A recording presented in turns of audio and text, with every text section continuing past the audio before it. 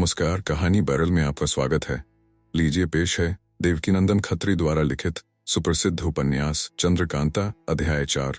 अगर जी चाहे तो किसी एक तरफ खड़े होकर बिना इधर उधर हटे हाथ भर का चंगेर भर लीजिए। पश्चिम तरफ निगाह दौड़ाइए।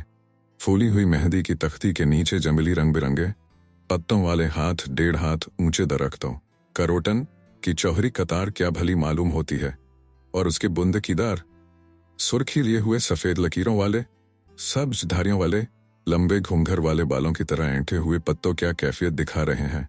और इधर उधर हट के दोनों तरफ तिरकोनियां तख्तों की भी रंगत देखिए, जो सिर्फ हाथ भर ऊंचे रंगीन छिटकती हुई धारियों वाले पत्तों के जंगली पेड़ों कॉलियस के गमलों से पहाड़ी नुमा सजाए हुए हैं, और जिनके चारों तरफ रंग बिरंगे देशी फूल खिले हुए हैं। तब तो हमारी निगाह इधर उधर और खूबसूरत क्यारियों फूलों और छूटते हुए फव्वारों का मजा नहीं लेती, क्योंकि उन 3 औरतों के पास जाकर अटक गई है जो मेहंदी के पत्ते तोड़कर अपनी झोलियों में बटोर रही हैं। यहाँ निगाह भी अदब करती है, क्योंकि उन तीनों औरतों में से एक तो हमारी उपन्यास की ताज वन कन्या है और बाकी दोनों उसकी प्यारी सखियां हैं। वन कन्या की पोशाक तो सफेद है, मगर उसकी दोनों सखियों की सब्ज और सुर्ख वे तीनों मेहंदी की पत्तियां तोड़ चुकी अब इस संगमरमर के चबूतरे की तरफ चली आ रही हैं। शायद इन्हीं तीनों पलंगों पर बैठने का इरादा हो। हमारा सोचना ठीक हुआ। वनकन्या मेहंदी की पत्तियां जमीन पर उछलकर थकावट की मुद्रा में बिछले जड़ाऊ पलंग पर लेट गई और दोनों सखियां अगल बगल वाले दोनों पलंगों पर बैठ गई।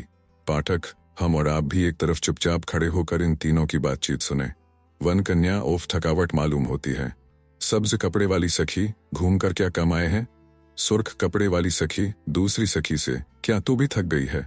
सब्ज सखी, मैं क्यों थकने लगी, 10-10 कोस का रोज चक्कर लगाती रही, तब तो थकी ही नहीं। सुर्ख सखी, ओफ, उन दिनों भी कितना दौड़ना पड़ा था, कभी इधर तो कभी उधर, कभी जाओ तो कभी आओ। सब्ज सखी, आखिर कुमार के अय्यार हम लोगों का पता नहीं लगा सके। सुर्ख सखी, खुद ज्योतिषी जी की अक्ल चकरा गई, जो बड़े रम्माल और नजूमी कहलाते थे, दूसरों की कौन कहे। वनकन्या, ज्योतिषी जी के रमल को तो इन यंत्रों ने बेकार कर दिया, जो सिद्धनाथ बाबा ने हम लोगों के गले में डाल दिया है, और अभी तक जिसे उतारने नहीं देते। सब्ज सखी, मालूम नहीं इस ताबीज यंत्र में कौन सी ऐसी चीज है जो रमल को चलने नहीं देती। वनकन्या, मैंने यही बात एक दफा सिद्धनाथ बाबा जी से पूछी थी, जिसके जवाब में वे बहुत कुछ बक गए। मुझे सब तो याद नहीं कि क्या क्या कह गए। हाँ, इतना याद है कि रमल जिस धातु से बनाई जाती है, और रमल के साथ ही ग्रह राशि नक्षत्र तारों वगैरह के असर पड़ने वाली जितनी धातुएं हैं, उन सभी को एक साथ मिलाकर यह यंत्र बनाया गया है। इसलिए जिसके पास यह रहेगा उसके बारे में कोई नजूमी या ज्योतिषी रमल के जरिए से कुछ नहीं देख सकेगा। सुर्ख सखी, बेशक इसमें बहुत कुछ असर है। देखिए, मैं सूरजमुखी बनकर गई थी, तब भी ज्योतिषी जी रमल से न बता सके कि यह अय्यार है। वनकन्या, कुमार तो खूब ही छके होंगे। सुर्ख सखी, कुछ न पूछिए, वे बहुत ही घबराए कि यह शैतान कहाँ से आई और क्या शर्त करा कि अब क्या चाहती है। सब्ज सखी, उसी के थोड़ी देर पहले मैं पयादा बनकर खत का जवाब लेने गई थी और देवी सिंह को चेला बनाया था। यह कोई नहीं कह सका कि इसे मैं पहचानता हूँ। सुर्ख सखी, यह सब तो हुई, मगर किस्मत भी कोई भारी चीज है। देखिए, जब शिवदत्त के अय्यारों ने तिलिस्मी किताब चुराई थी और जंगल में ले जाकर जमीन के अंदर गाड़ रहे थे, उसी वक्त इत्तेफाक से हम लोगों ने पहुंचकर दूर से देख लिया कि कुछ गाड़ रहे हैं। उन लोगों के जाने के बाद खोद कर देखा तो तिलिस्मी किताब है। वनकन्या, ओफ, बड़ी मुश्किल से सिद्धनाथ ने हम लोगों को घूमने का हुक्म दिया था। इस पर भी कसम दे दी थी कि दूर दूर से कुमार को देखना, पास मत जाना। सुर्ख सखी, इसमें तुम्हारा ही फायदा था। बेचारे सिद्धनाथ कुछ अपने वास्ते थोड़े ही कहते थे। वनकन्या, यह सब सच है, मगर क्या करें बिना देखे जी जो नहीं मानता। सब्ज सखी, हम दोनों को तो यही हुक्म दे दिया था कि बराबर घूम घूम कर कुमार की मदद किया करो। मालिन रूपी बद्रीनाथ से कैसा बचाया था। सुर्ख सखी, क्या अय्यार लोग पता लगाने की कम कोशिश करते थे? मगर यहाँ तो अय्यारों के गुरु घंटाल सिद्धनाथ हरदम मदद पर थे, उनके किए हो क्या सकता था। देखो, गंगा जी में नाव के पास आते वक्त तेज सिंह, देवी सिंह और ज्योतिषी जी कैसा छके। हम लोगों ने सभी कपड़े तक ले लिए। सब्ज सखी, हम लोग तो जानबूझकर उन लोगों को अपने साथ लाए ही थे। वनकन्या, चाहे वे लोग कितने ही तेज हों, मगर हमारे सिद्धनाथ को नहीं पा सकते। हाँ, उन लोगों में तेज सिंह बड़ा चालाक है। सुर्ख सखी, तेज सिंह बहुत चालाक हैं तो क्या हुआ, मगर हमारे सिद्धनाथ तेज सिंह के भी बाप हैं। वनकन्या, हंसकर, इसका हाल तो तुम ही जानो। सुर्ख सखी, आप तो दिल लगी करती हैं। सब्ज सखी, हकीकत में सिद्धनाथ ने कुमार और उनके अय्यारों को बड़ा भारी धोखा दिया। उन लोगों को इस बात का ख्याल तक न आया कि इस खोह वाले तिलिस्म को सिद्धनाथ बाबा हम लोगों के हाथ फतह करा रहे हैं। सुर्ख सखी, जब हम लोग अंदर से इस खोह का दरवाजा बंद कर तिलिस्म तोड़ रहे थे, तब तेज सिंह बद्रीनाथ की गठरी लेकर इसमें आए थे, मगर दरवाजा बंद पाकर लौट गए। वन कन्या, बड़ा ही घबराए होंगे कि अंदर से इसका दरवाजा किसने बंद कर दिया। सुर्ख सखी, जरूर घबराए होंगे। इसी में क्या और कई बातों में हम लोगों ने कुमार और उनके अय्यारों को धोखा दिया था। देखिए, मैं उधर सूरजमुखी बनकर के आई कि शिवदत्त को छुड़ा दूंगी, और इधर इस बात की कसम खिलाकर कि कुमार से दुश्मनी न करेगा। शिवदत्त को छोड़ दिया। उन लोगों ने भी जरूर सोचा होगा कि सूरजमुखी कोई भारी शैतान है। वनकन्या, मगर फिर भी हरामजादे शिवदत्त ने धोखा दिया और कुमार से दुश्मनी करने पर कमर बांधी। उसकी कसम का कोई एतबार नहीं। सुर्ख सखी, इसी से फिर हम लोगों ने गिरफ्तार भी तो कर लिया और तिलिस्मी किताब पाकर फिर कुमार को दे दी। हाँ, क्रूर सिंह ने एक दफा हम लोगों को पहचान लिया था। मैंने सोचा कि अब अगर यह जीता बचा तो सब भंडा फूट जाएगा। बस लड़ ही तो गई। आखिर मेरे हाथ से उसकी मौत लिखी थी, मारा गया। सब्ज सखी, उस मुए को धुन सवार थी कि हम ही तिलिस्म फतह करके खजाना ले लें। वन कन्या, मुझको तो इसी बात की खुशी है, यह खोह वाला तिलिस्म मेरे हाथ से फतह हुआ। सुर्ख सखी, इसमें काम ही कितना था, इस पर सिद्धनाथ बाबा की मदद। वन कन्या, खैर एक बात तो है, अपनी जगह पर दीवान हरदयाल सिंह को छोड़ तेज सिंह और बद्रीनाथ को साथ लेकर महाराज जय सिंह विजयगढ़ से नौगढ़ की तरफ रवाना हुए। साथ में सिर्फ 500 आदमियों का झमेला था। एक दिन रास्ते में लगा, दूसरे दिन नौगढ़ के करीब पहुंचकर डेरा डाला। राजा सुरेंद्र सिंह को महाराज जय सिंह के पहुंचने की खबर मिली। उसी वक्त अपने मुसाहबों और सरदारों को साथ ले इस्तकबाल के लिए गए और अपने साथ शहर में आए। महाराज जय सिंह के लिए पहले से ही मकान सजा रखा था, उसी में उनका डेरा डलवाया और जाफत के लिए कहा, मगर महाराज जस सिंह ने जाफत से इनकार किया और कहा, कई वजहों से मैं आपकी जाफत मंजूर नहीं कर सकता। आप मेहरबानी करके इसके लिए जिद न करें, बल्कि इसका सबब भी न पूछें कि जाफत से क्यों इनकार करता हूं। राजा सुरेंद्र सिंह इसका सबब समझ गए और जी में बहुत खुश हुए। रात के वक्त कुंवर वीरेंद्र सिंह और बाकी के अय्यार लोग भी महाराज जय सिंह से मिले। कुमार को बड़ी खुशी के साथ महाराज ने गले लगाया और अपने पास बैठाकर तिलिस्म का हाल पूछते रहे। कुमार ने बड़ी खूबसूरती के साथ तिलिस्म का हाल बयान किया। रात को ही यह राय पक्की हो गई कि सवेरे सूरज निकलने के पहले तिलिस्मी खोह में सिद्धनाथ बाबा से मिलने के लिए रवाना होंगे। उसी मुताबिक दूसरे दिन तारों की रोशनी रहते ही महाराज जय सिंह, राजा सुरेंद्र सिंह, कुंवर वीरेंद्र सिंह, तेज सिंह, टेवी सिंह, पंडित बद्रीनाथ, पन्नालाल, रामनारायण और चुन्नीलाल वगैरह 1000 आदमी की भीड़ लेकर तिलिस्मी तहखाने की तरफ रवाना हुए। तहखाना बहुत दूर न था। सूरज निकलते तक उस खोह तहखाने के पास पहुंचे। कुंवर वीरेंद्र सिंह ने महाराज जय सिंह और राजा सुरेंद्र सिंह से हाथ जोड़कर अर्ज किया, जिस वक्त सिद्धनाथ योगी ने मुझे आप लोगों को लाने के लिए भेजा था, उस वक्त यह भी कह दिया था कि जब वे लोग इस खोह के पास पहुंच जाएं, तब अगर हुक्म दें तो तुम उन लोगों को छोड़कर पहले अकेले आकर हमसे मिल जाना। अब आप कहें तो योगी जी के कहे मुताबिक पहले मैं उनसे जाकर मिलाऊं। महाराज जय सिंह और राजा सुरेंद्र सिंह ने कहा, योगी जी की बात जरूर माननी चाहिए। तुम जाओ, उनसे मिलकर आओ, तब तक हमारा डेरा भी इसी जंगल में पड़ता है। कुंवर वीरेंद्र सिंह अकेले सिर्फ तेज सिंह को साथ लेकर खोह में गए। जिस तरह हम पहले लिखाए हैं, उसी तरह खोह का दरवाजा खोल कई कोठरियों, मकानों और बागों में घूमते हुए दोनों आदमी उस बाग में पहुंचे जिसमें सिद्धनाथ रहते थे, या जिसमें कुमारी चंद्रकांता की तस्वीर का दरबार कुमार ने देखा था। बाग के अंदर पैर रखते ही सिद्धनाथ योगी से मुलाकात हुई, जो दरवाजे के पास पहले ही से खड़े कुछ सोच रहे थे। कुंवर वीरेंद्र सिंह और तेज सिंह को आते देख उनकी तरफ बढ़े और पुकार के बोले, आप लोग आ गए। पहले दोनों ने दूर से प्रणाम किया और पास पहुंचकर उनकी बात का जवाब दिया। कुमार, आपके हुक्म के मुताबिक महाराज जय सिंह और अपने पिता को खोह के बाहर छोड़कर आपसे मिलने आया हूँ। सिद्धनाथ बहुत अच्छा किया जो उन लोगों को ले आए। आज कुमारी चंद्रकांता से आप लोग जरूर मिलोगे। तेज सिंह, आपकी कृपा है तो ऐसा ही होगा। सिद्धनाथ, कहो और तो सब कुशल है। विजयगढ़ और नौगढ़ में किसी तरह का उत्पात तो नहीं हुआ था। तेज सिंह ताज्जुब से उनकी तरफ देखकर, हाँ, उत्पात तो हुआ था। कोई जालिम खां नामी दोनों राजाओं का दुश्मन पैदा हुआ था। सिद्धनाथ, हाँ, यह तो मालूम है। बेशक पंडित बद्रीनाथ अपने फन में बड़ा उस्ताद है, अच्छी चालाकी से उसे गिरफ्तार किया। खूब हुआ जो वे लोग मारे गए। अब उनके संगी साथियों का दोनों राज्यों से दुश्मनी करने का हौसला न पड़ेगा। आओ टहलते टहलते हम लोग बात करें। कुमार, बहुत अच्छा। तेज सिंह, जब आपको ये सब मालूम है तो ये भी जरूर मालूम होगा कि जालिम खां कौन था।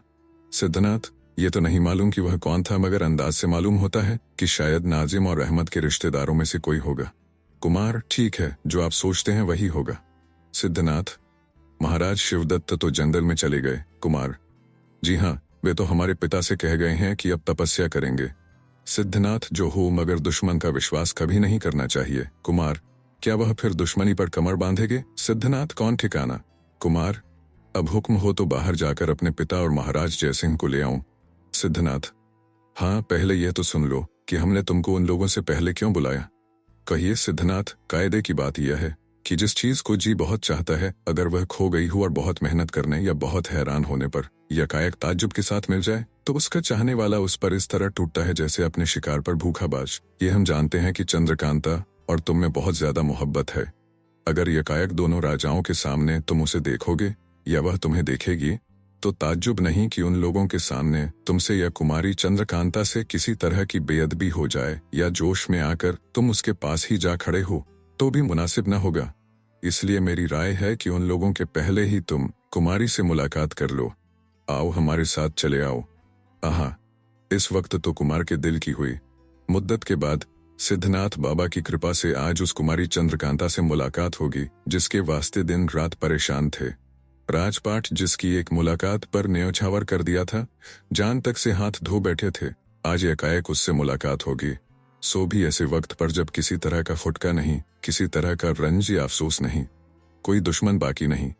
ऐसे वक्त में कुमार की खुशी का क्या कहना। कलेजा उछलने लगा। मारे खुशी के सिद्धनाथ योगी की बात का जवाब तक न दे सके और उनके पीछे पीछे रवाना हो गए। थोड़ी दूर कमरे की तरफ गए होंगे कि एक लौंडी फूल तोड़ती हुई नजर पड़ी, जिसे बुलाकर सिद्धनाथ ने कहा, तू अभी चंद्रकांता के पास जा और कह कि कुंवर वीरेंद्र सिंह तुमसे मुलाकात करने आ रहे हैं। तुम अपनी सखियों के साथ अपने कमरे में जाकर बैठो।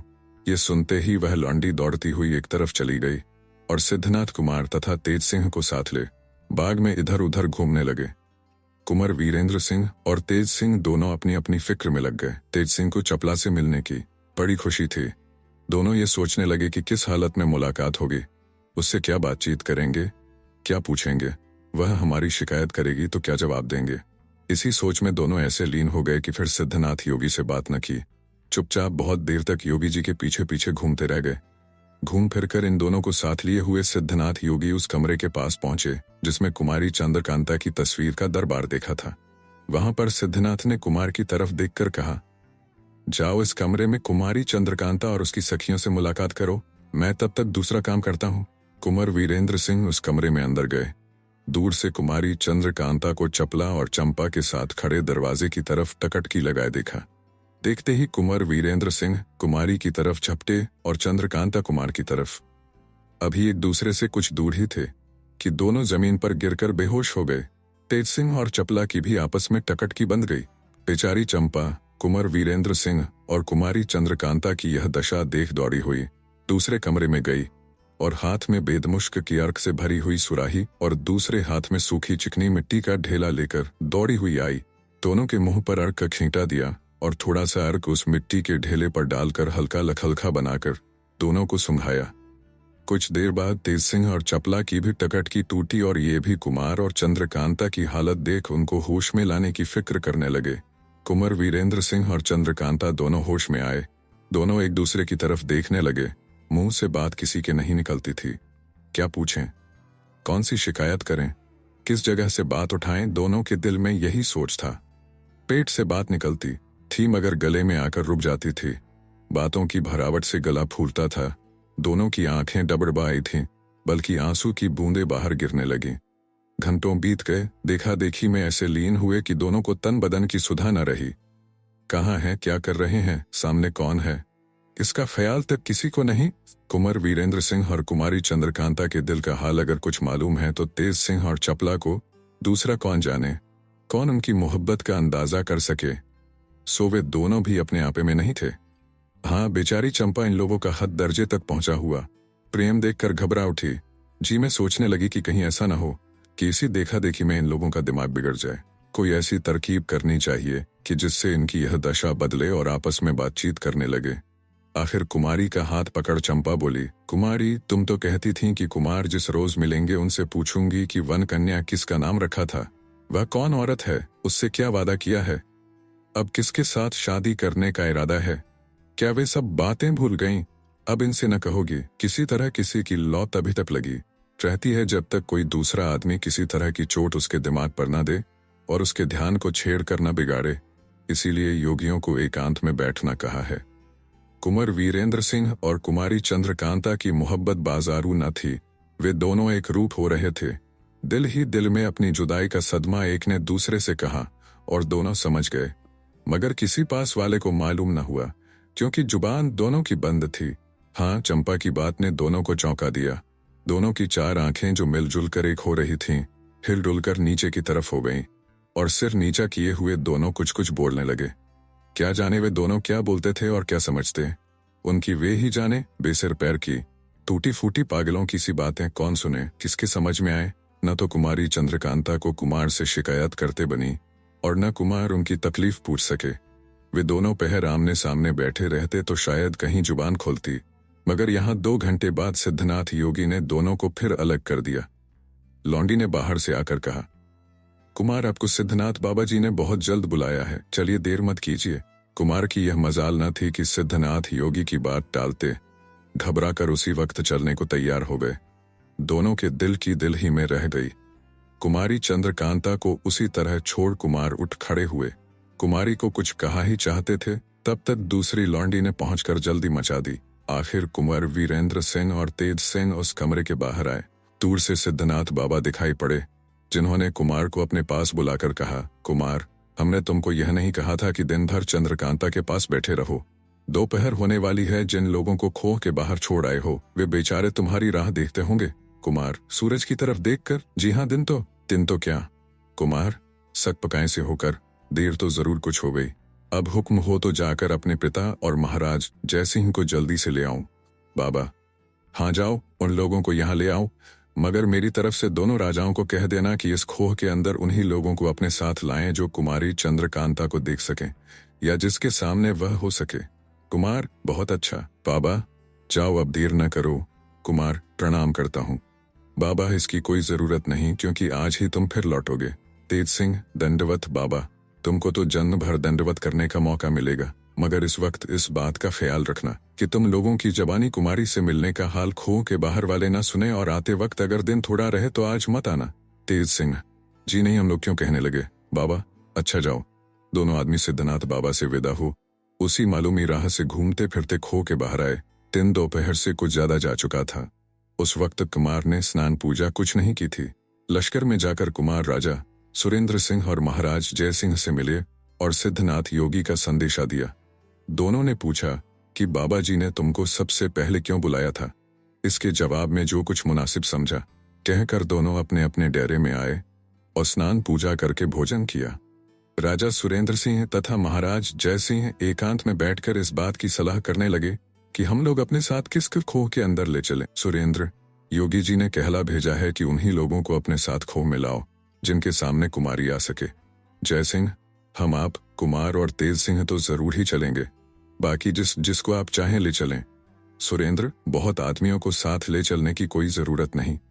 हाँ, अय्यारों को जरूर ले चलना चाहिए, क्योंकि इन लोगों से किसी किस्म का पर्दा रह नहीं सकता, बल्कि अय्यारों से पर्दा रखना ही मुनासिब नहीं। जय सिंह, आपका कहना ठीक है। इन अय्यारों के सिवाय और कोई इस लायक नहीं कि जिसे अपने साथ खोह में ले चले। बातचीत और राय पक्की करते हुए दिन थोड़ा रह गया। सुरेंद्र सिंह ने तेज सिंह को उसी जगह बुलाकर पूछा, यहाँ से चल कर बाबा जी के पास पहुंचने तक राह में कितनी देर लगती है। तेज सिंह ने जवाब दिया, अगर इधर उधर ख्याल न करके सीधे ही चलें तो 5-6 घड़ी में उस बाग तक पहुंचेंगे जिसमें बाबा जी रहते हैं। मगर मेरी राय इस वक्त वहां चलने की नहीं है, क्योंकि दिन बहुत थोड़ा रह गया है और इस खोह में बड़े बेढब रास्ते से चलना होगा। अगर अंधेरा हो गया तो एक कदम आगे चल नहीं सकेंगे। कुमारी को देखने के लिए महाराज जय सिंह बहुत घबरा रहे थे, मगर इस वक्त तेज सिंह की राय उनको कबूल करनी पड़ी और दूसरे दिन सुबह को खोह में चलने की ठहरी। बहुत सवेरे महाराज जय सिंह, राजा सुरेंद्र सिंह और कुमार अपने कुल अय्यारों को साथ ले खोह के दरवाजे पर आए। तेज सिंह ने दोनों ताले खोले जिन्हें देख महाराज जय सिंह और सुरेंद्र सिंह बहुत हैरान हुए। खोह के अंदर जाकर तो इन लोगों की और ही कैफियत हो गई। ताज्जुब भरी निगाहों से चारों तरफ देखते और तारीफ करते थे। घुमाते फिराते कई ताज्जुब की चीजों को दिखाते और कुछ हाल समझाते। सभी को साथ लिए हुए तेज सिंह उस बाग के दरवाजे पर पहुंचे जिसमें सिद्धनाथ रहते थे। इन लोगों के पहुंचने के पहले ही से 5-6 सिद्धनाथ इस्तकबाल अगुवानी के लिए द्वार पर मौजूद थे। तेज सिंह ने महाराज जय सिंह और सुरेंद्र सिंह को उंगली के इशारे से बताकर कहा, देखिए सिद्धनाथ बाबा दरवाजे पर खड़े हैं। दोनों राजा चाहते थे कि जल्दी से पास पहुंचकर बाबा जी को दंडवत करें, मगर इसके पहले ही बाबा जी ने पुकार कर कहा, खबरदार, मुझे कोई दंडवत न करना, नहीं तो पछताओगे और मुलाकात भी न होगी। इरादा करते रह गए, किसी की मजाल न हुई कि दंडवत करता। महाराज जय सिंह और राजा सुरेंद्र सिंह हैरान थे कि बाबा जी ने दंडवत करने से क्यों रोका। पास पहुंचकर हाथ मिलाना चाहा, मगर बाबा जी ने इसे भी मंजूर न करके कहा, महाराज मैं इस लायक नहीं, आपका दर्जा मुझसे बहुत बड़ा है। सुरेंद्र, साधुओं से बढ़कर किसी का दर्जा नहीं हो सकता। बाबा जी, आपका कहना बहुत ठीक है, मगर आपको मालूम नहीं कि मैं किस तरह का साधु हूँ। सुरेंद्र, साधु चाहे किसी तरह का हो पूजने ही योग्य है। बाबा जी, किसी तरह का हो मगर साधु हो तब तो। सुरेंद्र, तो आप कौन है? बाबा जी, कोई भी नहीं। जय सिंह, आपकी बातें ऐसी हैं कि कुछ समझ ही में नहीं आती और हर बात ताज्जुब, आश्चर्य, सोच और घबराहट बढ़ाती है। बाबा जी हंसकर, अच्छा आइए, इस बाग में चलिए। सभी को अपने साथ ये सिद्धनाथ बाग के अंदर गए। पाठक, घड़ी घड़ी बाग की तारीफ करना तथा हर एक गुलबूटे और पत्तियों की कैफियत लिखना मुझे मंजूर नहीं, क्योंकि इस छोटे से ग्रंथ को शुरू से इस वक्त तक मुख्तसर ही में लिखता चला आया हूँ। सिवाय इसके इस खोह के बाग कौन बड़े लंबे चौड़े हैं जिनके लिए कई पन्ने कागज के बर्बाद किए जाएं। लेकिन इतना कहना जरूरी है कि इस खोह में जितने बाग हैं, चाहे छोटे भी हो मगर सभी की सजावट अच्छी है और फूलों के सिवाय पहाड़ी खुशनुमा पत्तियों की बहार कहीं बढ़ी चढ़ी है। महाराज जय सिंह, राजा सुरेंद्र सिंह, कुमार वीरेंद्र सिंह और उनके अय्यारों को साथ लिए घूमते हुए बाबा जी उसी दीवान खाने में पहुंचे जिसमें कुमारी का दरबार कुमार ने देखा था। बल्कि ऐसा क्यों नहीं कहते कि अभी कल ही जिस कमरे में कुमार खास कुमारी चंद्रकांता से मिले थे, जिस तरह की सजावट आज इस दीवान खाने की है, इसके पहले कुमार ने नहीं देखी थी। बीच में एक कीमती गद्दी बिछी हुई थी। बाबा जी ने उसी पर राजा सुरेंद्र सिंह, महाराज जय सिंह और कुंवर वीरेंद्र सिंह को बिठाकर उनके दोनों तरफ दर्जे बदर्जे अय्यारों को बैठाया और आप भी उन्हीं लोगों के सामने एक मृगशाला पर बैठ गए जो पहले ही बिछा हुआ था। इसके बाद बातचीत होने लगी। बाबा जी, महाराज जय सिंह और राजा सुरेंद्र सिंह की तरफ देखकर, आप लोग कुशल से तो हैं? दोनों राजा, आपकी कृपा से बहुत आनंद है और आज तो आपसे मिलकर बहुत प्रसन्नता हुई। बाबा जी, आप लोगों को यहाँ तक आने में तकलीफ हुई, उसे माफ कीजिएगा। जय सिंह, यहाँ आने के ख्याल ही से हम लोगों की तकलीफ जाती रही। आपकी कृपा न होती और यहाँ तक आने की नौबत न पहुँचती तो न मालूम कब तक कुमारी चंद्रकांता के वियोग का दुख हम लोगों को सहना पड़ता। बाबा जी मुस्कुराकर, अब कुमारी की तलाश में आप लोग तकलीफ न उठाएंगे। जय सिंह, आशा है कि आज आपकी कृपा से कुमारी को जरूर देखेंगे। बाबा जी, शायद किसी वजह से अगर आज कुमारी को देख न सकें तो कल जरूर आप लोग उससे मिलेंगे। इस वक्त आप लोग स्नान पूजा से छुट्टी पाकर कुछ भोजन कर लें, तब हमारे आपके बीच बातचीत होगी। बाबा जी ने एक लौंडी को बुलाकर कहा, हमारे मेहमान लोगों के नहाने का सामान उस बाग में दुरुस्त करो जिसमें बावड़ी है। बाबा जी सभी को लिए उस बाग में गए जिसमें बावड़ी थी। उसी में सभी ने स्नान किया और उत्तर तरफ वाले दालान में भोजन करने के बाद उस कमरे में बैठे जिसमें कुंवर वीरेंद्र सिंह की आंख खुली थी। आज भी वह कमरा वैसा ही सजा हुआ है जैसा पहले दिन कुमार ने देखा था। हाँ, इतना फर्क है कि आज कुमारी चंद्रकांता की तस्वीर उसमें नहीं है। जब सब लोग निश्चित होकर बैठ गए तब राजा सुरेंद्र सिंह ने सिद्धनाथ योगी से पूछा, यह खूबसूरत पहाड़ी जिसमें छोटे छोटे कई बाग हैं हमारे ही इलाके में है, मगर आज तक कभी इसे देखने की नौबत नहीं पहुंची। क्या इस बाग से ऊपर ही ऊपर कोई और रास्ता भी बाहर जाने का है? बाबा जी, इसकी राह गुप्त होने के सबब से यहाँ कोई आ नहीं सकता था। हाँ, जिसे इस छोटे से तिलिस्म की कुछ खबर है वह शायद आ सके। एक रास्ता तो इसका वही है जिससे आप आए हैं। दूसरी राह बाहर आने जाने की इस बाग में से है, लेकिन वह उससे भी ज्यादा छिपी हुई है। सुरेंद्र, आप कब से इस पहाड़ी में रह रहे हैं? बाबा जी, मैं बहुत थोड़े दिनों से इस खोह में आया हूँ, सो भी अपनी खुशी से नहीं आया, मालिक के काम से आया हूँ। सुरेंद्र, ताजुब से, आप किसके नौकर हैं? बाबा जी, यह भी आपको बहुत जल्दी मालूम हो जाएगा। जय सिंह सुरेंद्र सिंह की तरफ इशारा करके महाराज की जुबानी मालूम होता है कि यह दिलचस्प पहाड़ी चाहे इनके राज्य में हो, मगर इन्हें इसकी खबर नहीं, और यह जगह भी ऐसी नहीं मालूम होती जिसका कोई मालिक न हो। आप यहाँ के रहने वाले नहीं हैं, तो इस दिलचस्प पहाड़ी और सुंदर सुंदर मकानों और बागीचों का मालिक कौन है? महाराज जयसिंह की बात का जवाब अभी सिद्धनाथ बाबा ने नहीं दिया था कि सामने से वन कन्या आती दिखाई पड़ी। दोनों बगल उसके 2 सखियां और पीछे पीछे 10-15 लौंडियों की भीड़ थी। बाबा जी वन कन्या की तरफ इशारा करके, इस जगह की मालिक यही हैं। सिद्धनाथ बाबा की बात सुनकर दोनों महाराज और अय्यार लोग ताज्जुब से वन कन्या की तरफ देखने लगे। इस वक्त कुंवर वीरेंद्र सिंह और तेज सिंह भी हैरान हो वन कन्या की तरफ देख रहे थे। सिद्धनाथ की जुबानी यह सुनकर कि इस जगह की मालिक यही है, कुमार और तेज सिंह को पिछली बातें याद आ गईं। कुंवर वीरेंद्र सिंह सिर नीचा कर सोचने लगे कि बेशक कुमारी चंद्रकांता इसी वन कन्या की कैद में है। वह बेचारी तिलिस्म की राह से आकर जब इस खोह में फंसी तब इन्होंने कैद कर लिया। तभी तो इस जोड़ की खत लिखा था कि बिना हमारी मदद के तुम कुमारी चंद्रकांता को नहीं देख सकते। और उस दिन सिद्धनाथ बाबा ने भी यही कहा था कि जब यह चाहेगी तब चंद्रकांता से तुमसे मुलाकात होगी। बेशक कुमारी को इसी ने कैद किया है। हम इसे अपना दोस्त कभी नहीं कह सकते, बल्कि ये हमारी दुश्मन है, क्योंकि इसने बेफायदे कुमारी चंद्रकांता को कैद करके तकलीफ में डाला और हम लोगों को भी परेशान किया। नीचे मुंह किए इसी किस्म की बातें सोचते सोचते कुमार को गुस्सा चढ़ाया और उन्होंने सिर उठाकर वन कन्या की तरफ देखा। कुमार के दिल में चंद्रकांता की मोहब्बत चाहे कितनी ही ज्यादा हो, मगर वन कन्या की मोहब्बत भी कम न थी। हाँ, इतना फर्क जरूर था कि जिस वक्त कुमारी चंद्रकांता की याद में मग्न होते थे, उस वक्त वन कन्या का ख्याल भी जी में नहीं आता था, मगर सूरत देखने से मोहब्बत की मजबूत फांसें गले में पड़ जाती थीं। इस वक्त भी उनकी यही दशा हुई। यह सोचकर कि कुमारी को इसने कैद किया है, एकदम गुस्सा चढ़ाया, मगर कब तक? जब तक कि जमीन की तरफ देखकर सोचते रहे। जहां सिर उठाकर वन कन्या की तरफ देखा, गुस्सा बिल्कुल जाता रहा, ख्याल ही दूर हो गए। पहले कुछ सोचा था, अब कुछ और ही सोचने लगे। नहीं नहीं, यह बेचारी हमारी दुश्मन नहीं है। राम राम, न मालूम क्यों ऐसा ख्याल मेरे दिल में आ गया। इससे बढ़कर तो कोई दोस्त दिखाई ही नहीं देता। अगर यह हमारी मदद न करती तो तिलिस्म का टूटना मुश्किल हो जाता, कुमारी के मिलने की उम्मीद जाती रहती, बल्कि मैं खुद दुश्मनों के हाथ पड़ जाता। कुमार क्या सभी के ही दिल में एकदम ये बात पैदा हुई कि इस बाग और पहाड़ी की मालिक अगर यह है तो इसी ने कुमारी को भी कैद कर रखा होगा। आखिर महाराज जयसिंह से न रहा गया। सिद्धनाथ की तरफ देखकर पूछा, बेचारी चंद्रकांता इस खोह में फंसकर इन्हीं की कैद में पड़ गई होगी? बाबा जी नहीं, जिस वक्त कुमारी चंद्रकांता इस खोह में फंसी थी उस वक्त यहाँ का मालिक कोई न था। उसके बाद यह पहाड़ी बाग और मकान इनको मिला है। सिद्धनाथ बाबा की इस दूसरी बात ने और भ्रम में डाल दिया, यहाँ तक कि कुमार का जी घबराने लगा। अगर महाराज जयसिंह और सुरेंद्र सिंह यहाँ ना होते तो जरूर कुमार चिल्ला उठते, मगर नहीं, शर्म ने मुंह बंद कर दिया और गंभीरता ने दोनों मूढ़ों पर हाथ धरकर नीचे की तरफ दबाया। महाराज जयसिंह और सुरेंद्र सिंह से ना रहा गया। सिद्धनाथ की तरफ देखा और गिड़गिड़ा कर बोले, आप कृपा करके पेचीदी बातों को छोड़ दीजिए और साफ कहिए कि यह लड़की जो सामने खड़ी है कौन है? ये पहाड़ी इसे किसने दी और चंद्रकांता कहाँ है?